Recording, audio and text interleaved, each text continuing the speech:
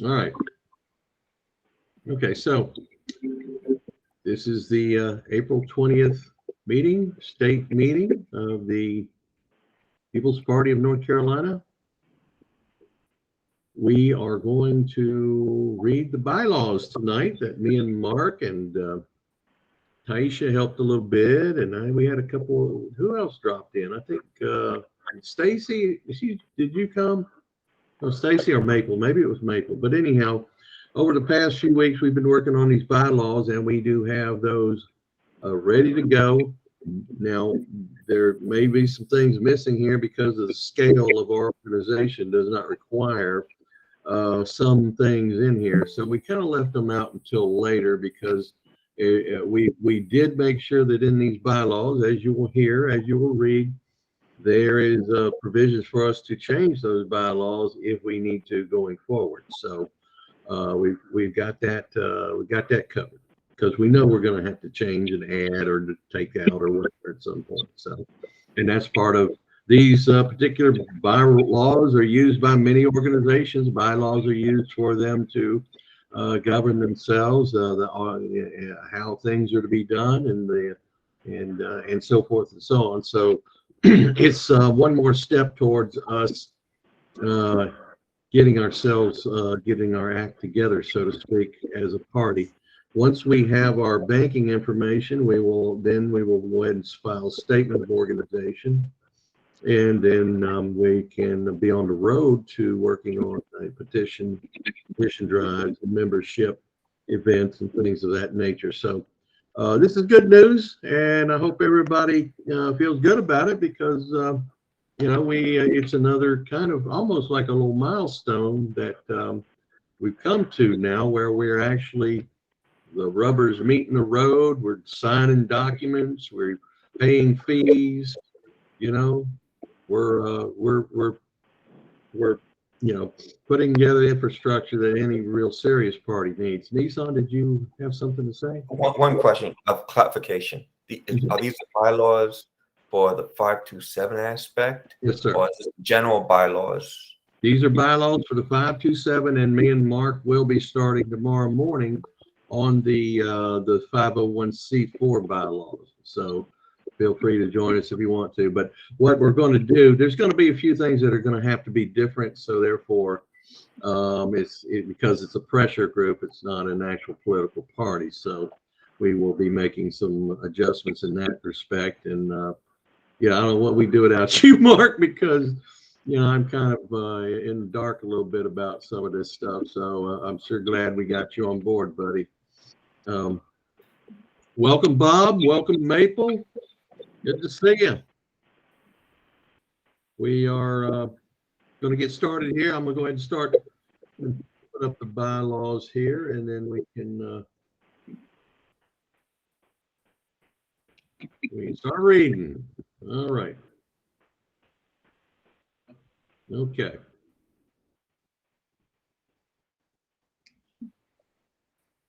$420. Let's go ahead and move that.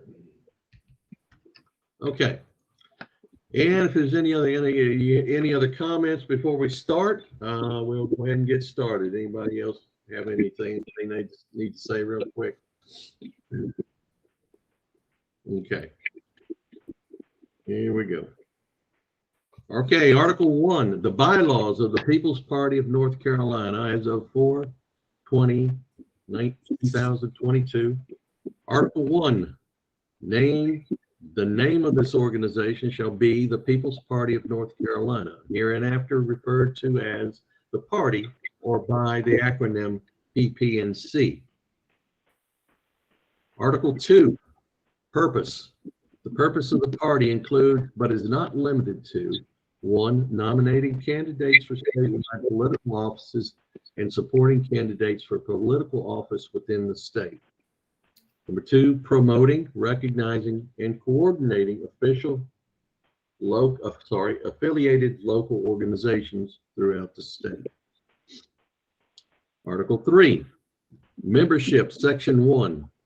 Member, a resident of North Carolina may become a member of the PPNC by fulfilling at least one of the following criteria. A, maintaining voter registration as a People's Party member as long as the party is recognized by the state of North Carolina, or B, maintaining current membership dues with the PPNC established by the state executive committee, or C, maintaining current membership dues in a recognized affiliate of PPNC, or D, submitting a written or electronic certification that they wish to be considered a member and are not affiliated with or employed by any fascist, racist, or secret police organization, public sector or private sector.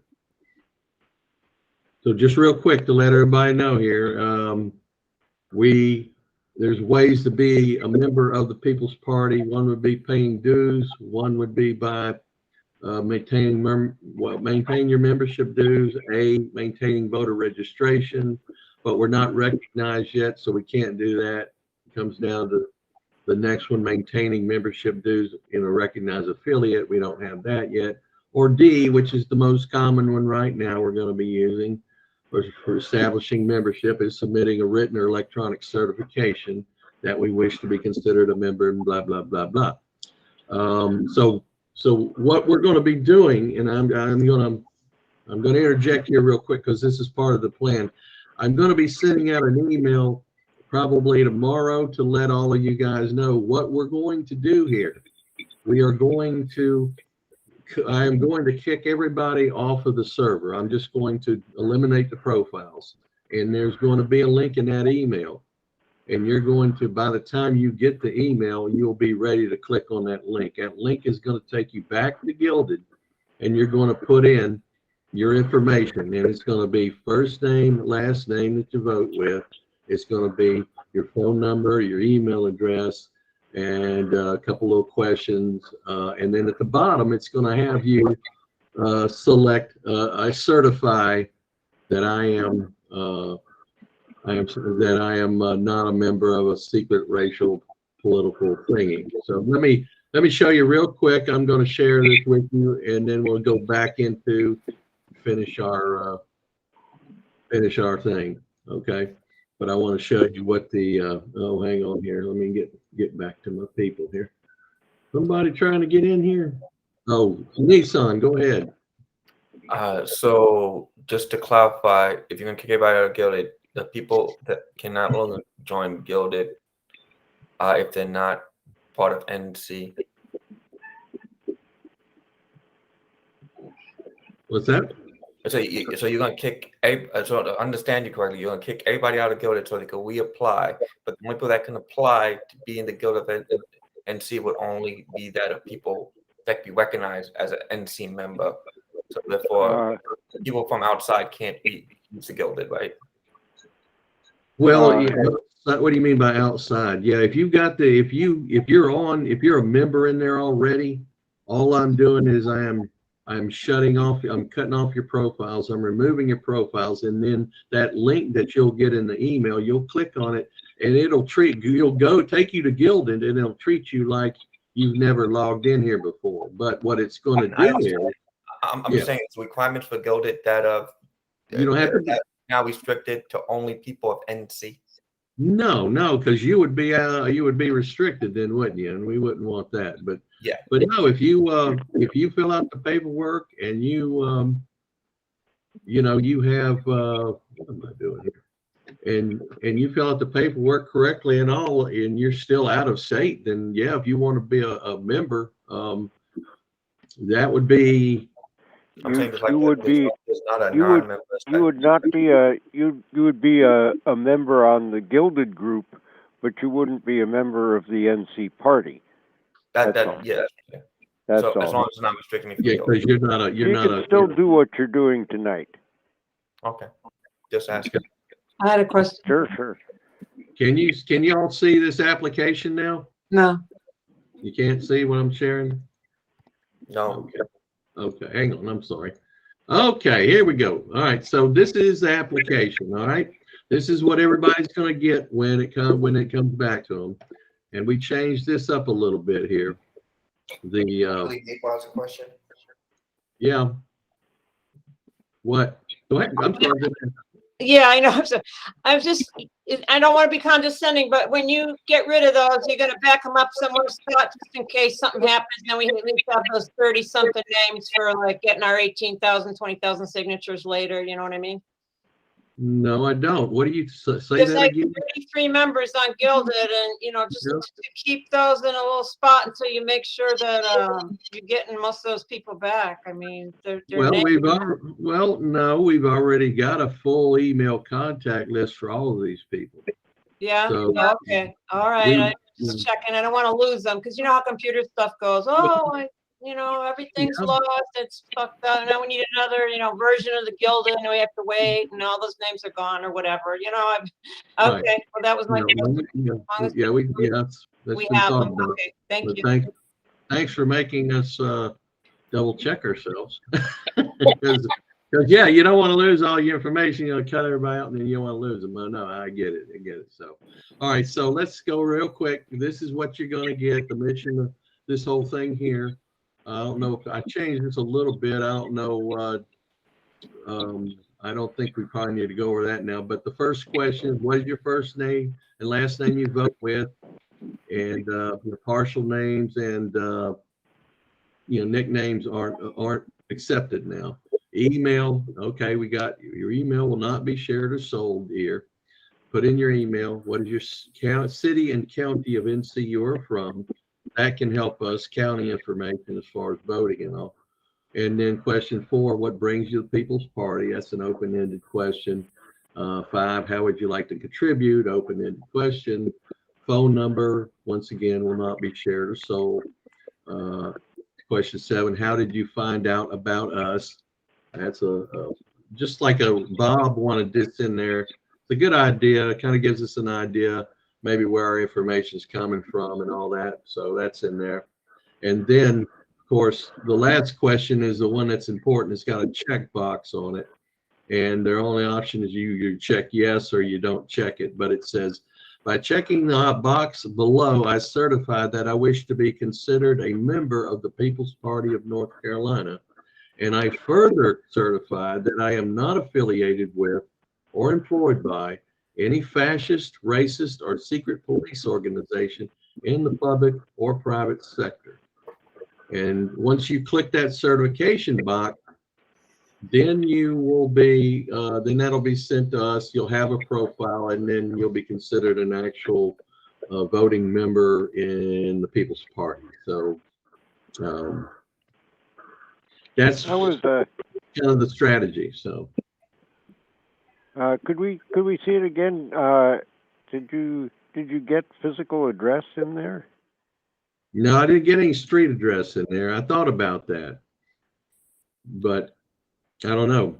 Should we? I mean, we can put it in there, but if you want, that would definitely be the whole 9 yards right there. But can you have a separate tick box for like affiliate?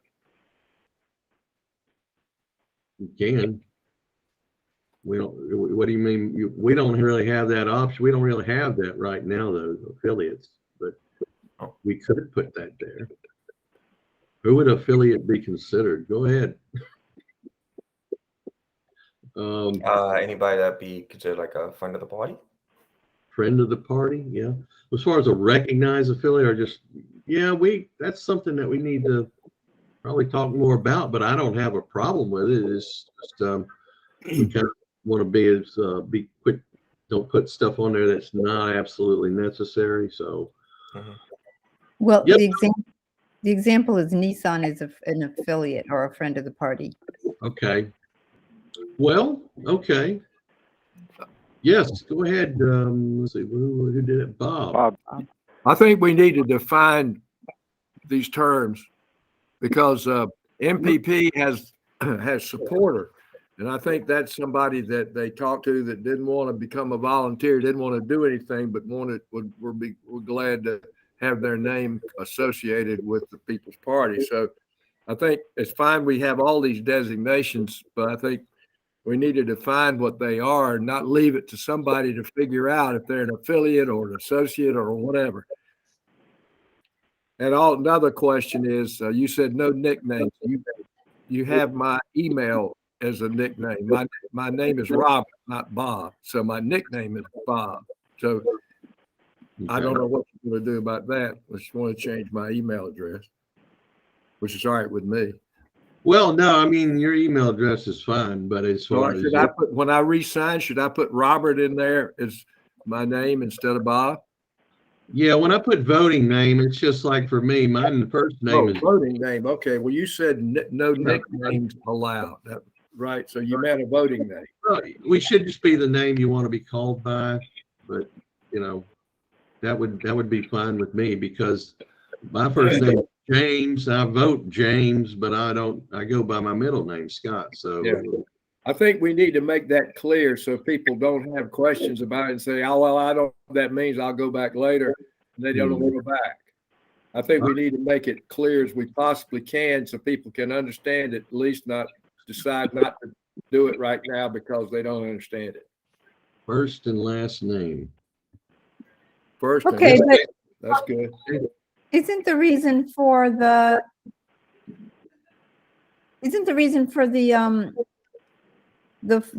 voter name so that we can kind of trace the people, make sure that they're legit, right?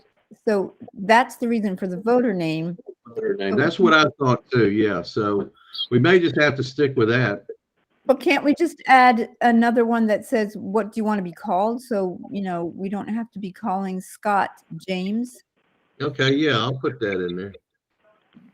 I like that. Okay. The other thing is that, like, my voter name has a middle initial.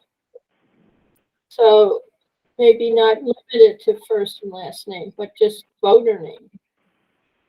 Mhm. Voter name. So You can still look up the vote information without the middle initial. yeah. If the voter name has a middle initial, that needs to be in there, probably with the first name. Yeah. Okay, well, that can be changed. Affiliate, and I think I'll put a check box in there for affiliate too. So all good suggestions. Are you going to define what an affiliate is?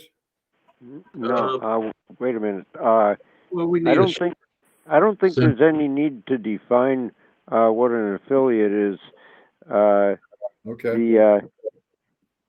There isn't any such thing in the bylaws, but it's important that we understand here that we're talking about membership in the gilded group, which is not necessarily the same as membership in the party. Okay, good. Yeah. He's using the same certification that you're not a member of a fascist, racist, or secret police organization, but that doesn't mean that membership in the gilded is the same as membership in the party.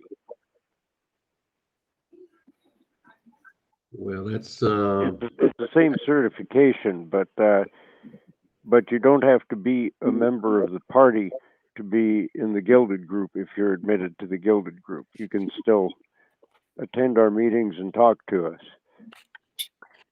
So we're calling members, what we've been using as members have been just members of the gilded group, not members of our organization. now this is Correct. something now down to see now, Mark. Now you done muddied the waters now. That's what I do. Because well, I take the name Muddy Waters, but it's already taken. Because no, that was the reason I was doing this, is so we could have people who are in gilded who are actually our voting membership. Now I'm also making a separate document that will be in the documents section that you can print off that says I certify blah blah blah, and somebody can sign it, and then we can scan it and then put it into our archives or whatever if we need to. That's if people who don't want to do the computer thing, we have to allow for them. And that's what my solution to that is going to be right now. So let me I also recommend. Go ahead, Nissan. No, go ahead, Bob. You first. Let me see if I understand. We are certifying membership in the party when we sign in at Gilded. Is that what that's what we've been doing? We've been assuming membership, and I think we do need to verify it. But but Mark has been talking about being a member of Gilded does not mean you're a member of the party. So right, because you have to be a resident of North Carolina and fulfill one of those 4 criteria that are listed in the bylaws. Exactly, which is what they're doing when they fill that out. Yeah, so so a person could not sign up for Gilded unless they're in North Carolina? No, person cannot be a voting member of the party if they're not in So North Carolina. what are we using Gilded for then? We're using this is our hub, and we're using this for a place for our members to interact with each other. This isn't. Yeah, I know, I understand the function, but I'm saying I'm not understanding the differentiation between people who are signed up and Gilded and the membership. We've been treating the people signed up and Gilded as members, which Right. I mean, a lot of them have never consented to be. And I think what we're doing is Right. correct. That's right. We're But- kicking them all off, and if you want to reapply under these conditions, you will have to give us all your correct information, and then you will have to check a couple of boxes. One might say, I am a resident of North Carolina. Of course, in their county and their state information they give in their thing, of course, we'll know. So where does Nissan sign up to get into Gilded? Huh? So what does Nissan do to get into Gilded then? Well, what we're going to have to do is he's going to have like a check box or something like that says I am an affiliate, or you can word it some other way. You know, I'm a non-resident. Well, I'm just trying to And make can sure I also- everybody's covered. Now, is that going to allow people in North Carolina to be an affiliate and not a party member, say, like a Democrat? No, that could be possible. But what I was going to say is that Gilded allows you to parse members by the use of the role system, and you could identify different people based on that. So what we do is we have an affiliate role that we give on our Gilded, and then I would separate them from the regular membership. And if you want to go a step further, you could actually make a voter role that can be assigned to a person that would then parse them. So then you have the list of people that are strictly active voters. You have the people that are not voters, but in the party, support the party. And then you have the affiliates for the outside people that come into your Gilded. And you can have it color coded and everything. That sounds good. Okay, here we go. So, All right. When the party is recognized by the state of North Carolina, only voters registered as members of the PPNC may serve on state or local affiliate executive committees and as delegates to the state PPNC convention. 3, when the party is not recognized by the state of North Carolina, members may be registered with any party or unaffiliated, but no officer of another party may serve on state or local affiliate executive committees or as a delegate to the state PPNC convention. Article 4, officers, Section 1, officers. The officers of the party shall be a chair, a vice chair, a secretary, an assistant secretary, a treasurer, and an assistant treasurer. Officers shall be elected or appointed in accordance with Article 5, Section 3 of these bylaws. Section 2, chair. The chair shall be chief executive officer of the party and shall have general supervision of the affairs of the party. The chair shall preside at meetings of the executive committee and the state convention. 2, convene the executive committee as needed, but for at least 6 meetings per calendar year. 3, set the dates for the annual state convention and appoint convention officials, including the credentials committee, or appoint an assistant treasurer or assistant secretary as deemed necessary to assist said officers in carrying out their duties. 5, serve as spokesperson for the party. 6, raise funds necessary for the party to meet its goals. Section 3, vice chair. The vice chair shall act as assistant to the chair and preside in their presence. Vice chair shall perform duties as directed by the chair or executive committee. In the event of a vacancy in the chair position, the vice chair shall become chair. Section 4, secretary. The secretary shall, 1, keep and maintain all minutes of state party meetings as well as executive committee meetings and the state convention. Issue all meeting notices for the executive committee and annual state convention. 3, distribute executive committee meeting minutes to all members of the executive committee no later than 14 days after said meeting is held. Number 4, disseminate written state party meetings on an electronic platform of the party's choosing for all members to review. This will also include recording and posting all meeting video recordings on said electronic platform. 5, transmit all records pertaining to the office to successor within 10 days of vacating office. 5, assistant secretary. The assistant secretary shall act as an assistant to the secretary and serve in his or her absence or their absence. We should make their absence, so change that. Their absence. Let's see. You put a Y instead of a T.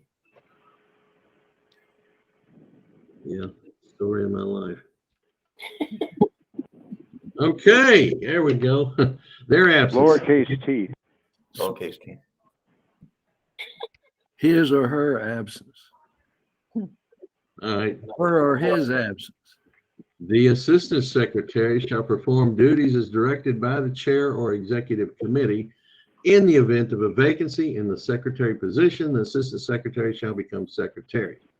6, treasurer. The treasurer shall receive, disperse, and account for the funds of the party under the supervision and direction of the chair. The treasurer shall, 1, maintain the state executive committee treasury at an insured commercial bank or credit union. 2, maintain all records of contributions received and disbursements made required by law or by the executive committee. 3, prepare and file any reports as may be required by law or by the executive committee. 4, distribute a summary of the general finances of the party, as well as a summary of the funds received and dispersed by the party for each calendar quarter to all executive committee members within 30 days of the end of each calendar quarter. 5, transmit all records pertaining to the office to successor within 10 days of vacating office. Section 7, assistant treasurer. The assistant treasurer shall act as an assistant to the treasurer and serve in their absence.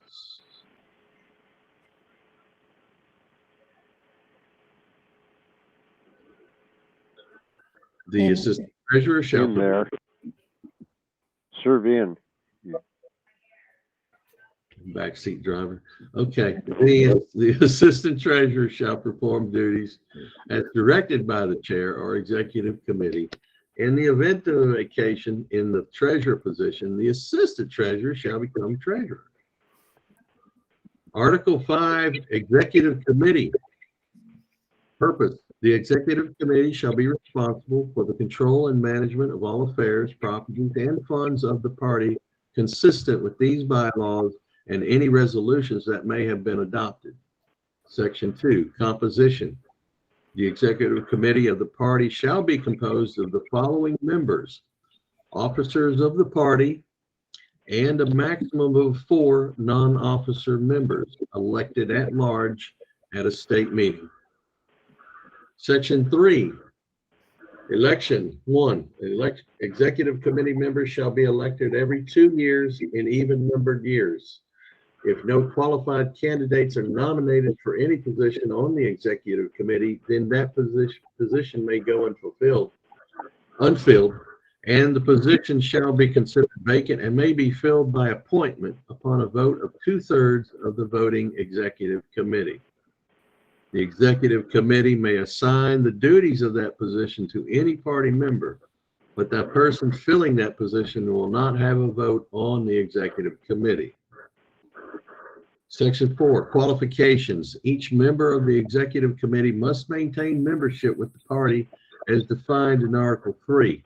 Executive committee members must not be registered with any political party other than the People's Party of North Carolina. Section 5, term. The term of the executive committee, including non-officer members, shall run for 2 years, beginning on January 1st of the year following the year in which they were elected. If the member was appointed in the interim, then the term expires at the same time as those of the other executive committee members. Section 6. All right, Maple. Oh, sorry. I know I asked this when we were going over it a week or two ago, and I'm a little confused again. Just a reminder. So we're waiting to run candidates. I forget, like I can't be a Democrat and be forced to hold my nose to vote while I'm a People's Party member and we're in between. Like we don't even have candidates yet. I forget how that went. I'm sorry. I need to vote. So Say that again. I forgot about, it says you can't be another party, you can't be a member of another party. Does that mean I can't vote Democratic or something? Or I can't hold office in another party thing, or I forget. No. Yeah, that means you can't vote in a primary with Democrat, because that means you'll be part of the Democratic Party primary. But that's once we have a party. Right now, you can do anything you want, but once you become a party member, you cannot. You must be registered as a party member. I think that's what it's saying. Is that correct? Yes. Yeah, getting the word registered mixed up with registering to vote. Yeah, right now we don't have a party, so those party applications apply to when we have a party. So what you can't be a registered Democrat and be a member of the People's Party too. No, actually, if you read it again, The executive committee. you can't be a member of the executive committee of the People's Party if you are now before we have a party. If you are an officer of the Democrats or any other party. Okay. All right. Okay. Yeah, you can't be an officer here and be an officer there. Oh, now God, yeah, of course not. Now you can be. Would want to. Right. Yeah. Now, as for voting in primaries, if you are the way you would register is unaffiliated, and in North Carolina we have a semi-closed primary, and you can vote in any primary you want when you're registered unaffiliated. It's different than New York. Oh, that's right. We did mention that when I asked this question like 10 days ago. That's right. And I've been unaffiliated since I was about 20 years old. So there you go. All right. Very good. Thank you. And you can still vote in for anybody. Anybody can, as long as you're a registered voter, you can vote for anybody you want in any race in the general election. And when you're registered unaffiliated, you can vote in any party's primary. Right. Although you do have to pick just one. Right. Yeah, basically, the upper echelons of our executive committee and our party, we can't have people who aren't really that dedicated to us. If you want to be, you want to be a part of the People's Party, but you still want to vote for some stupid reason for Democrats, you're free to do so. But if you're going to be executive officer here, we certainly can't take, somebody who's really involved in the Democratic Party or the Republican Party as officers to be officers of our party too. So anyway, okay, that's clear. Now we'll move on. Qualifications. Let's see. Each member of the executive committee must maintain membership in the party as designed. Blah blah blah. I got to that. Yeah, we got to that. Okay, section 6, resignation. Any member of the executive committee who fails to attend 3 consecutive meetings of the committee or 5 meetings of the committee in the period between conventions without an excuse accepted by the executive committee shall be considered to have tendered a resignation. The executive committee may accept or refuse such resignation by majority vote.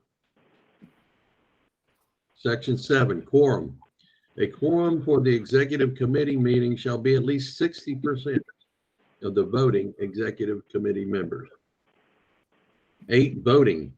Unless otherwise specified in these bylaws, I heard somebody a little beeping It's went me, off. sorry. Back Yes. on 6. How many absences do people get? It sounded kind of harsh on number 6. Oh. Any Three member of consecutive and who 5 fails before convention. 3 consecutive meetings Or 5 total of 5, yeah. between conventions. We're gonna be, That's for officers. I know. yeah, yeah. So if That's they got really sick, then they just say that they're sick. No, they have excuse absence. All right, okay, I guess it just sounded kind of tough. All right, thank you. Well, I mean, how are you going to run an organization if you don't have people that are dedicated and attending, regularly? So that's, you don't want to be too tough, but you do want to have some kind of rules there.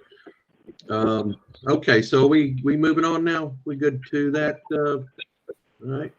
Voting, unless specified by these, unless otherwise specified, these bylaws, a simple majority, smallest whole number greater than 50% of the total, shall be the requirement for the passage of a motion by the executive committee. When more than 2 options are voted on and one option is to be chosen and none receives a majority, the option receiving the fewest votes shall be dropped and another vote taken. That's like IRV. This shall be repeated until one option receives a majority. All voting shall be done in a manner allowing verification of the count by anybody without special training or expertise, and the secretary shall record how each executive committee member voted. Section 9, tie breaking. For decisions where a simple majority is the threshold for passage or action and a tie vote occurs, the acting chair shall have the option of casting an additional vote to break the tie. This shall not apply for decisions or actions requiring a supermajority. Section 10, abstentions. Yes. Define supermajority, or is that defined or are we supposed to know what that is? Well, it's right down here. You see, we're getting up on that right Okay, here. So all right. just hang tight. Actually, supermajority that's a normal term. It means something greater than a majority. Yeah. You got 10 people, it's 7 instead of 6, right? Yeah. Actually, it would have to be something greater than 6, but we're getting to that. Yeah. To exactly what kind of super. In the Senate, for example, it takes a 60% supermajority for closure. It takes a 2/3 supermajority to remove the president if they're impeached, right? Unfortunately. I had a question here. I mean, so then it's not consensus again, like No, so correct. we're going to vote on stuff. I'm kind of confused on that because we kind of wanted to do consensus as much as possible. So now it's back to like status quo, voting. I don't know. What do you mean? What do you mean by consensus? Yeah, What really. we've been talking about for weeks and weeks. Everybody Consensus. agrees. Are you talking about consent? Because All right, we better take turns here. It's getting a little confusing. Well, yeah, but you've thrown this thing out here. We need to get it straight. Well, Consent- everyone's talking at once. Consent is different from consensus. Consensus means everybody agrees. Number 8 That's says not what voting. consensus What are we voting on? Because I thought we were going to try to use consensus. So now there's all this stuff about voting in number 8, I guess it's number 8 and all that. When is that? I don't get it. This still pertains to the executive committee's procedures. Well, That's the why? section we're in. Yeah. I'm confused. Why are Okay. they voting instead of having a consensus? Why are they voting? You talking about the executive committee? Yeah, Well, they're doing it, they're voting so they can conduct business, make things happen. You know? no. Addressing the saying- business of the party. Consensus means everybody agrees. Mm. Voting can be a That's majority. not exactly what consensus means. Consensus means a general agreement. I'm bringing it up because we've talked about it and it's an issue and some of us don't want to do the things the same old way. We don't want to have voting. We want to try to really talk about things. So here it is all about voting with that committee, but maybe we don't want that. I'm just trying to be a voice. Maybe, well, Like, I don't, I would like everything to have everybody discuss things and not just push everything through and do things the old way. And I well, how many organizations do you know that actually get anything done with that kind of maybe mentality? it's because they just keep using voting and they don't get anything done. I don't know. I'm feeling pushed out right now. I'm just gonna be quiet right now, but I'm bringing that up because we talked about it for weeks. And that's what we're I trying to mean, do. have you ever heard of the term ruling by committee? It's really hard to get a lot of people to agree on something, and we're seeing that right now. We're experiencing that, and that's what democracy is about. But if we think that we're going to sit here all in a group and all figure out how to agree with every little thing, I mean, it's going to be a challenge for sure. You also have to think about the fact that we are laying the groundwork for a large organization here. An electoral party has to be prepared to work in a situation where it has millions of people in this state who meet those defined criteria for membership. And the reason you have an executive committee is so that, and you also have conventions every year or every 2 years, is so that you don't have to get all those people, millions of them, to agree on everything. That's how representative democracy works. And if you're not okay with representative democracy and the basic principle of majority rule, why do you want to participate in elections in the first place? Something to consider. Well, you need to participate in elections in order to have any power. Say again? You need to participate in elections to have any power. That's electoral politics. You're forced to participate, is what I'm saying. It's like if you want to actually get something accomplished, you're forced to do it that way. I got a question. Mm. Isn't the executive committee just about 10 people? President, vice president, Yep. 2 secretaries, 2 treasurers, and then Mhm. 4 people from, that's 10, just 10 people. Yeah. Yep. And so it's not like you're going to have 1 million people in that meeting. You're just going to have 10 people. And those 10 people ideally will be representing the 1 million people, but there's only going to be 10 people in the meeting. Right. Yep. So, you just have to get 10 people to agree. Yeah, that's a little easier, isn't it? Just wanted to bring that up. I just wanted to say that first of all, there's many different definitions of consensus. When I was listening to the voting rules, what I heard to me is that the members of the executive committee or any other group could supersede the voting. They could decide to seek consensus or consent, which is different, is when you wouldn't object to a decision. What was going through my mind is we're trying to get get established here and to have our bylaws, which are open to revision.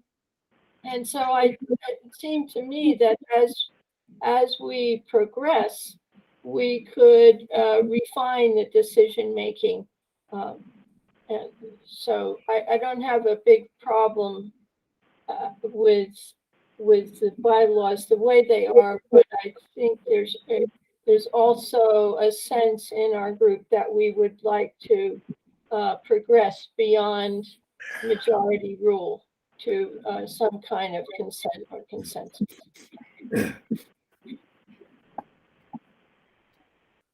That's a consensus.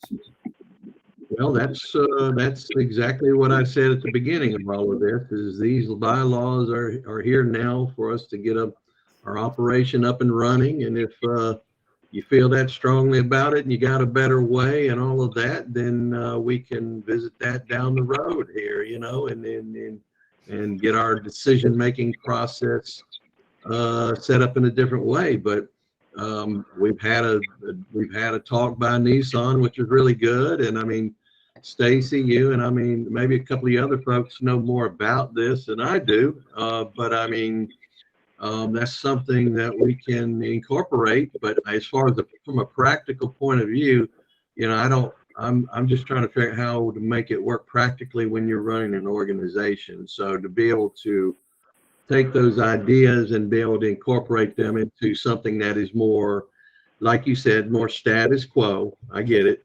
But we want to do something cutting edge. We want to do something different. Yeah. But I mean, at this point, should we just say, well, scrap all this bylaw stuff and let's just figure something out now? Or should we go ahead and get the bylaws going and then start figuring out how to make this work within an organization? And it would be good for folks who can bring that information into the group where we can study it and look at it and figure out how to make it work here.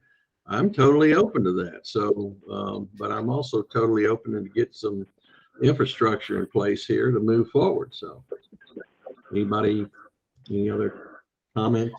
May I? Yeah. I want to say I'm really happy with the work you've been doing here. You actually coming up to a problem that we had at New York, because we started New York by building the traditional top-down hierarchical model that you see here by taking bylaws from other, getting inspiration from bylaws from other sources such as the Democrats and stuff, and we working it into something workable, just like you did here, which you did a fantastic job, looks like. And my concern was if you're going to have that type power structure, you'll need to have a very strong mechanism of accountability that you have to add on top of that. And that's what I came in when I started doing the bylaws group, is I was looking to see failures in the system and trying to create a very durable, sound system with strong accountability measures. It wasn't until later that we actually learned about sociocracy, and that threw the whole thing up. So we basically, once we heard about that, we completely scrapped the top-down model and went to sociocracy. But we wasn't as organized as you are right now. You already have your paperwork in order, you know. So I do think it's fine for you just to get up and running to get this top organization down, as long as you put in a strong provision to easily change the bylaws and not make it too difficult.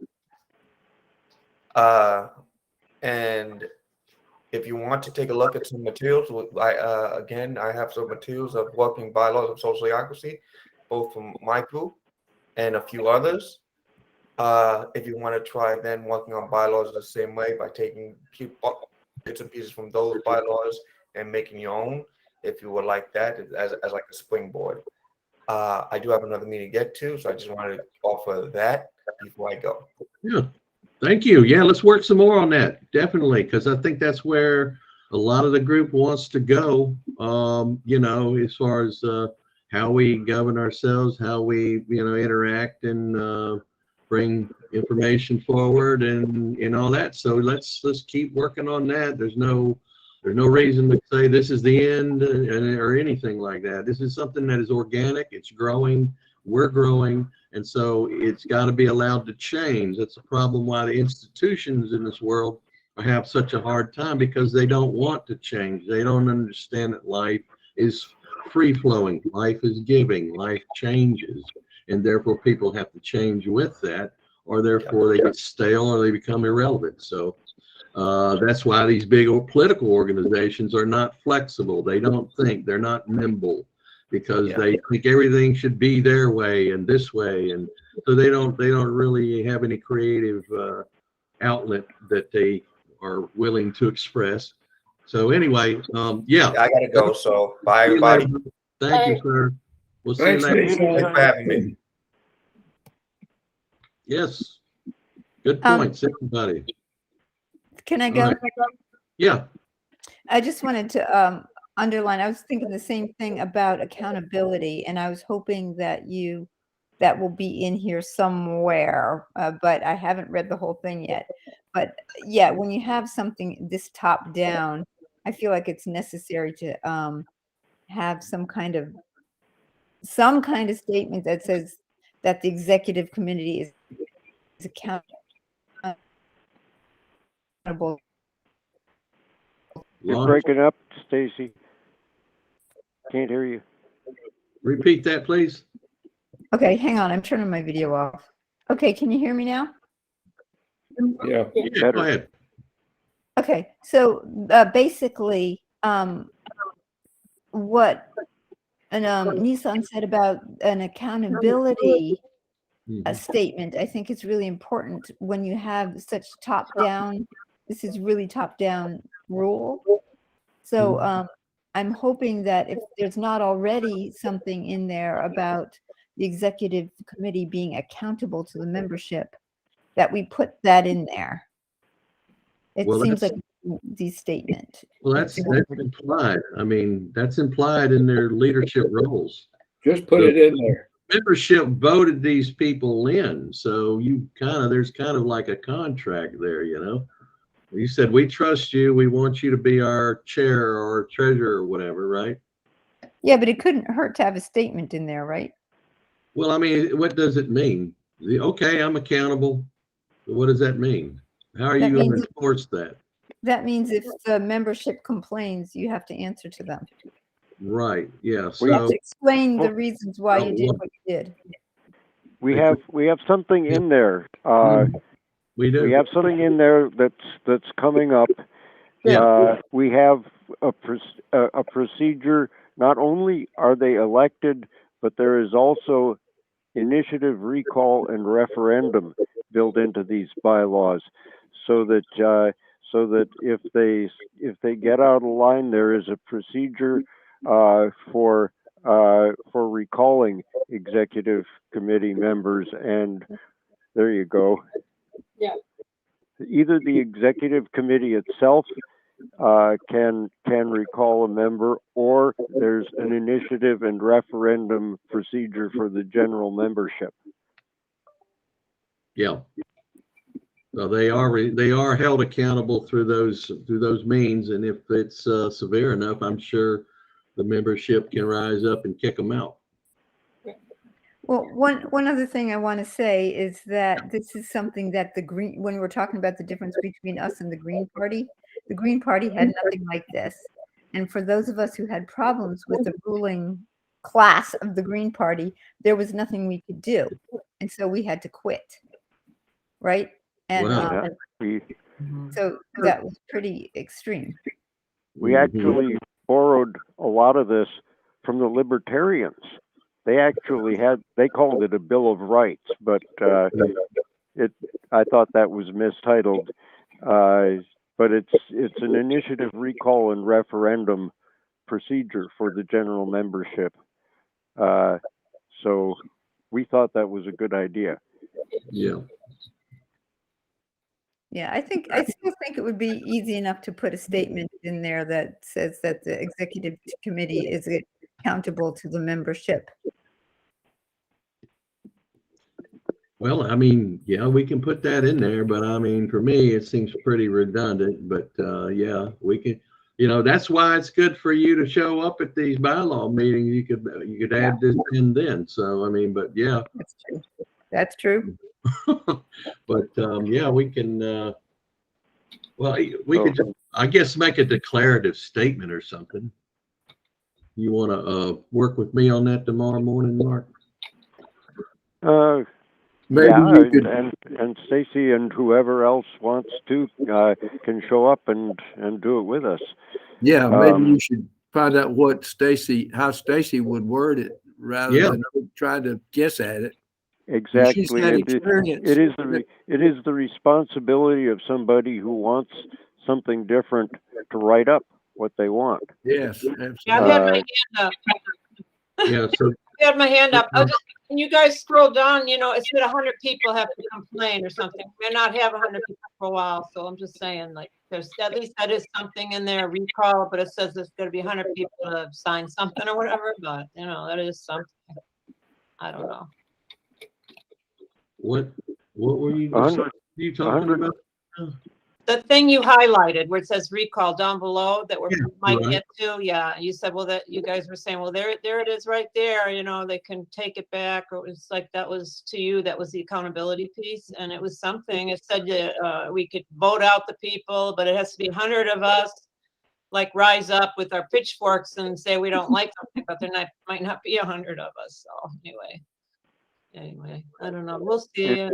Well, If there aren't 100 members of the party, it probably doesn't make much difference what we do. Well, there could be something, in the next couple of years, and that we don't like. Yeah, we start booking Mark Twain with your progressive organizations, and we'll get some people in the party. Okay, so Stacy, if you want to reword that or put that statement in there, go ahead and write something up and put it in the bylaws, 527 bylaws channel. Just Okay. post it in there, and then we'll work it in there and put it in there to where it makes some sense and looks right. So Sounds great. Thank you.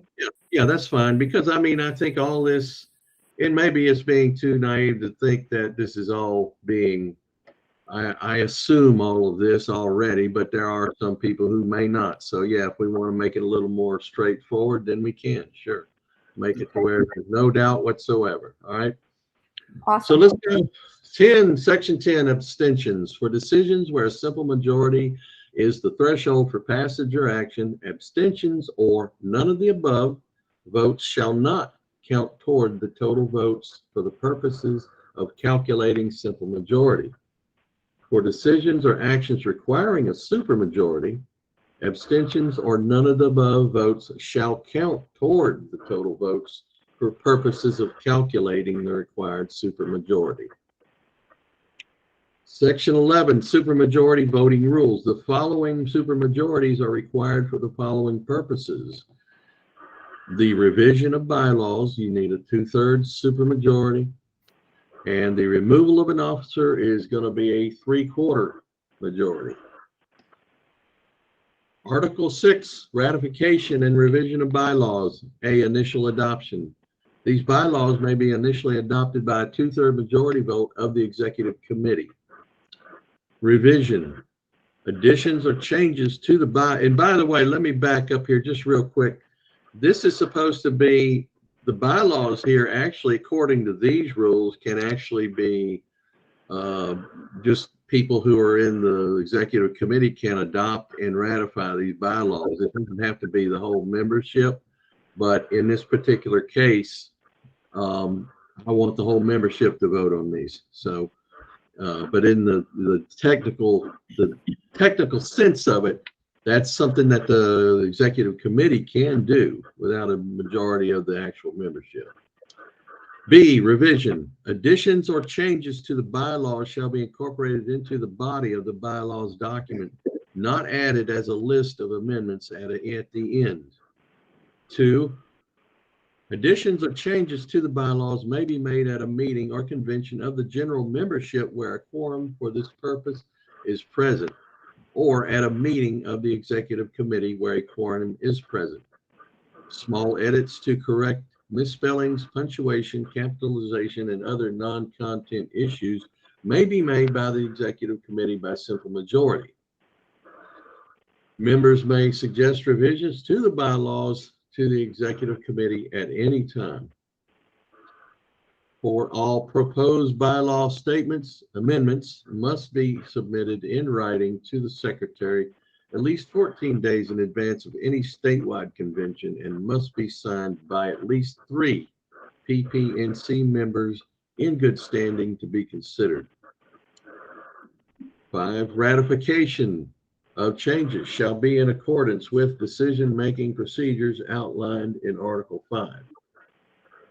6, the bylaw shall carry a revision level designation and date positioned in the header, which shall appear on all pages. The revision level shall be part of the bylaws documents for filing purposes. Unratified proposed versions of the bylaws shall carry alphabetical revision levels starting at A, or no revision level at all. Portions of the bylaws with proposed revisions may be written up for purposes of discussion by any member with no need for revision designation or control.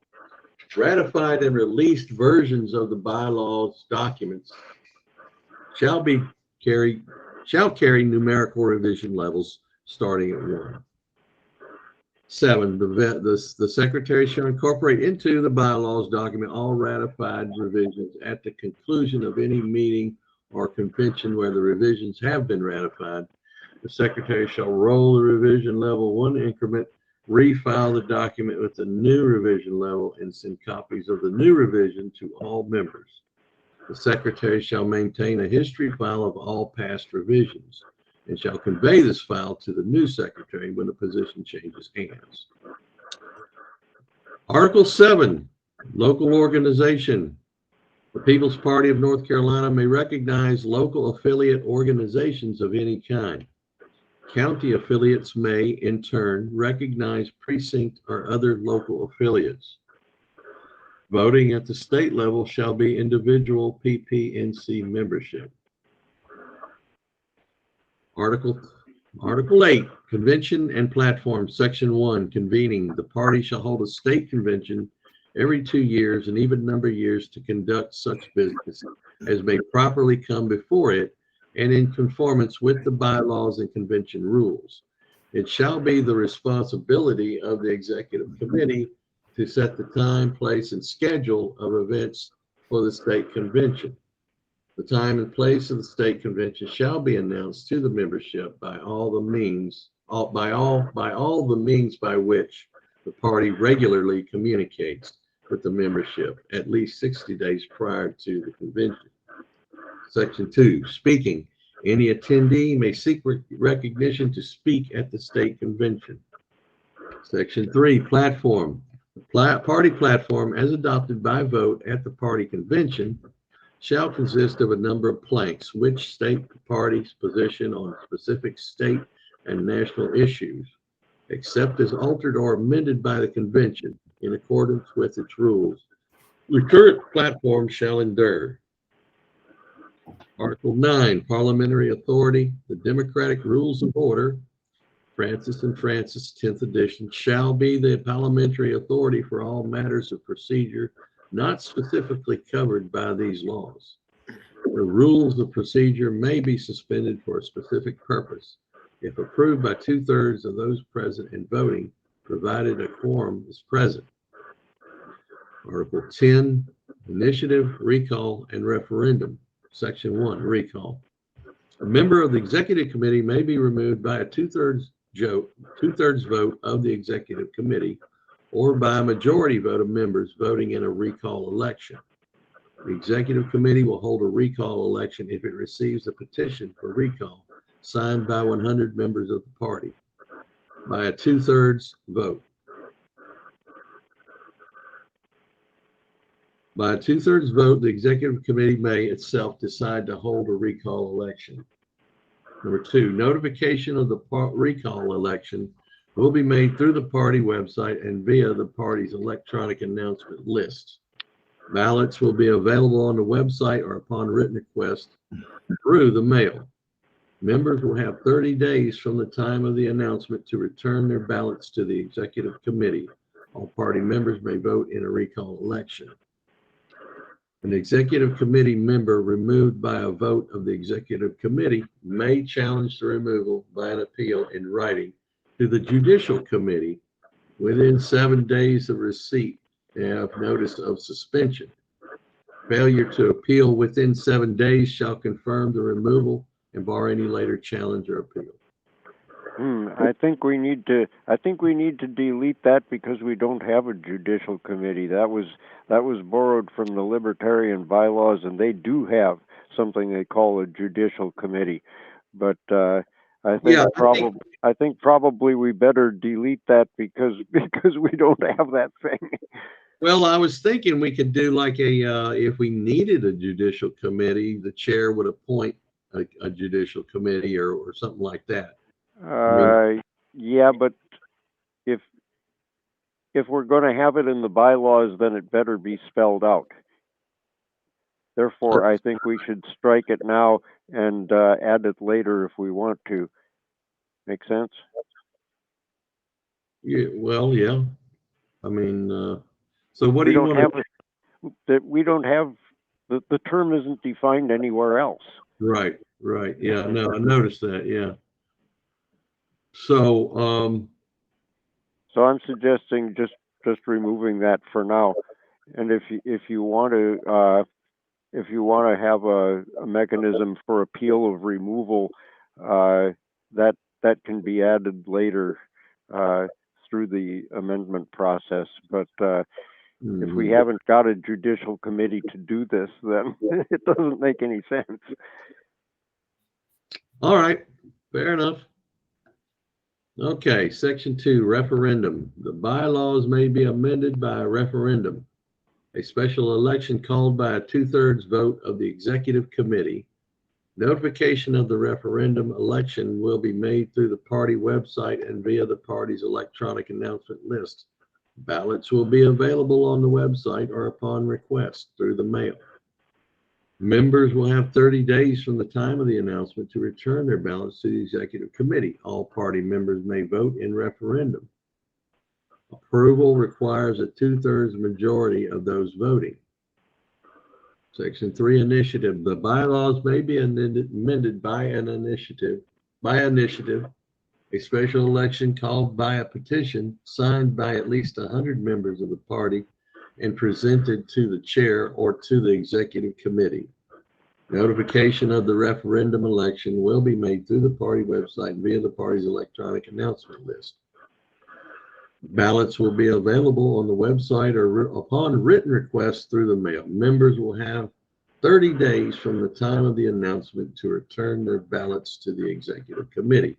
All party members may vote an initiative. Approval requires 2/3 majority of those voting. Article 11. Distributions upon dissolution for the People's Party of North Carolina, Inc.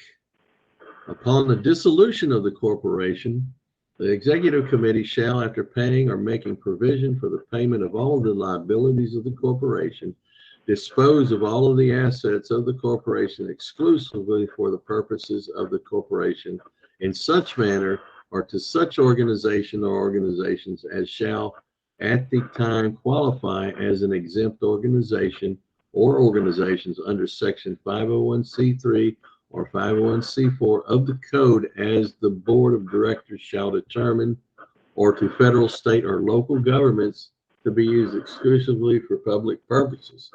Any such assets not so disposed of shall be disposed of by the Superior Court of the county in which the principal office of the corporation is located, exclusively such purposes or to such organizations such as the court shall determine, which are organized and operated exclusively for such purposes, are such governments for such purposes, or to such governments for such purposes.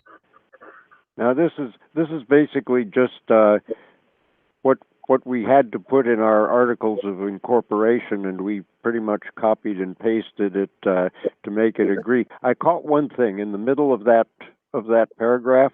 Right. There's a reference to the board of directors, That would be borrowed from the 501c4. We don't have a board of directors. We have the executive committee. We already replaced board of directors with executive committee in the first sentence. We just need to do that there also.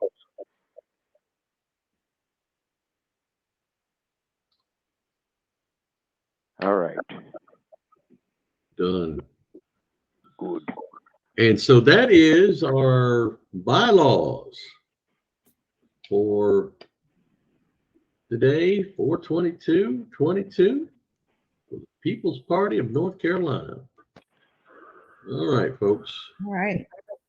So, Thanks for all your good work, all of you. absolutely. Did it. Yeah, well, Stacy, we'll look forward to getting putting that little thing in there for you that will kind of make you feel a little better and clearly define that these people who are working for us are going to be held accountable. So that's a good idea. Good thing. Great. Scott and Mark and whoever else worked on the bylaws, I want to add my thanks to all that hard work. It's I've messed around with it too, and it's drudgery, dry, and dreadful. There's an alliteration for you. Yeah. So I thank you for doing it. Oh, you are welcome. We're glad to do it. We're going to get cranking on the 501c4 tomorrow morning at 11. So feel like joining us, fine. If not, we certainly understand. So, but today I think we're going to go ahead. That's pretty much what we're going to do. Anybody have any other issues or final concerns or comments, anything that we need to look at or talk about before we leave? One little thing. Yes. It's entirely possible to have a really different decision-making process for the 501c4 than for the 527.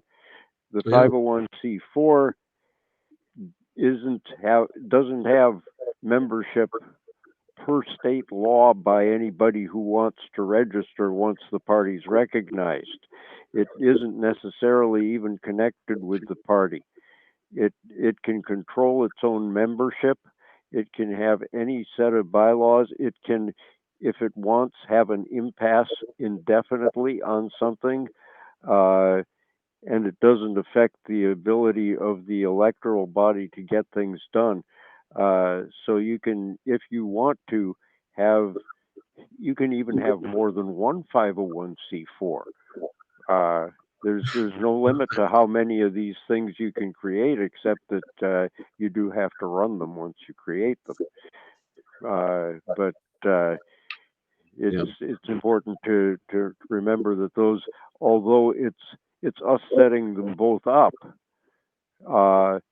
it isn't necessarily the same group of people or the same organization once they're underway. So they can be as different as you want, and the 501c4 can be as small as you want. People don't register to vote with it. It doesn't nominate candidates. It can have any rules you want. So keep that in mind. Yeah, we can take and we can just do it like a thing. We can have like a traditional, fairly traditional thing. And then with the 501c4, maybe we can play around and then come up with some new ideas as far as leadership, how we run it, how we decide things and all that, and then kind of work it out. And then, hey, if it works out good, then we can kind of like mix and match, maybe move some of this over here to this organization, back and forth until we get something that we're real comfortable with. So I feel good because we can take the 501c4 and we can really kind of play around with it and then learn more about this way of governing. And then once we get it down, then who knows where we can go with it. But yeah, I think that would be, the more I think about it, the more there may be people who will get exposed to that and go, wow, that's really cool. That's different than whatever other people are doing. And then, it might just be something that people want really bad and they're willing to be part of an organization that does something in a different way. So yeah, hey, maybe we're on to something here. Yeah. Hmm. I'm totally ready to experiment though. Go ahead, Maple. I had a quick call. I had a minute and a half, 2-minute call I had to take. So, but yeah, that thing that Nissan was talking about, the sociocracy thing with all the circles. Oh my gosh. I mean, that Extinction Rebellion, you know, the climate group, and they now they're going on the roads. It's pretty hot again right now, but they were in London, and they, you know, there was like thousands of people, and they blocked the London Bridge and all that, right? To get England to declare a climate emergency. And then they got it, and then they still haven't done anything. Like here, you know, they declared an emergency, but they're ignoring it still.